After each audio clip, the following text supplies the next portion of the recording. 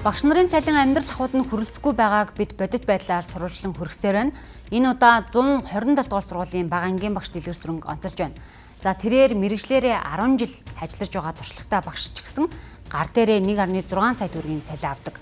Үүний 1.4 сая төгрөгийг зээлэндээ төлдөг тул ажлынхаа хажуугаар таксинд явж нэмэлт орлого олохоос аргагүй төрчээ.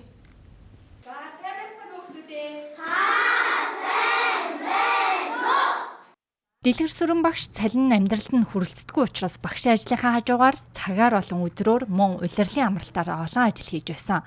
Тухайлбал хүүхдүүдэд давтлага өгөх, цайны газар бэлтгэгч хийх, барилгын дараах цэвэрлэгээ, төмөс ялгах зэргээр олон ажил хийж үзжээ. Өнгөрсөн 100 жил гэхэд бүгд найрамдах Солонгос улсад хар ажил хийсэн байна.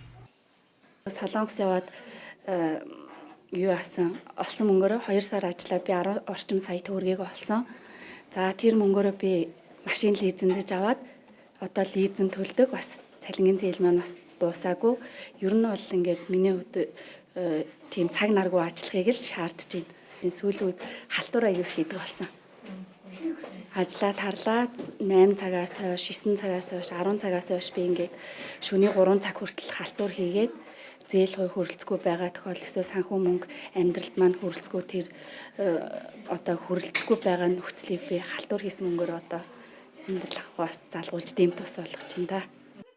Дэлгэрсрэн багш хүүгийн хамт ээжтэйг амьдардаг. Өөрийн гэсэн орон гэрте болох нь авч байгаа цалинтай нь харьцуулахад боломжгүй гэж хэлэхэд болно. Цалин бага учраас санхүүгийн байгууллагын наад захын зээлийн шаардлагыг хангадаггүй байна.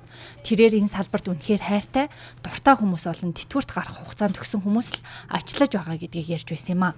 Хэрв цаашид цалин нэмэгдэхгүй бол ямар ч байсан энэ даасан анги төгсгөн хариуцлагатайгаар төгсгөн гэж бодож байгаа.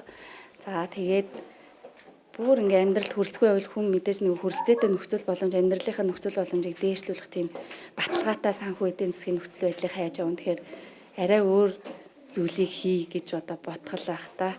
Ер нь бол цаашид хуваарай хөдөлмөр эрхлэх ч юм уу, эсвэл өөр улс орн руу очиж ажиллах ч юм уу, ийм бодлыг бас хаяат хийдэг нөгөө хэлэхэд.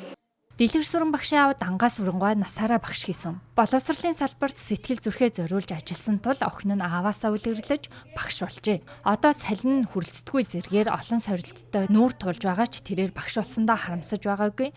Харин ч мэргэжлээрээ бахархдаг гэсэн юм а. Мөн цаашид аавынхаа үйл хэргийг үргэлжлүүлэхийг хүссэн хിവэрэ байгаа юм а. Яагаад энэ олон багш нар төгсчөөд ажлын байран дээр гарахгүй байгаа юм бэ гэдэг чинь цаанаа шалтгаантай байгаа шүү.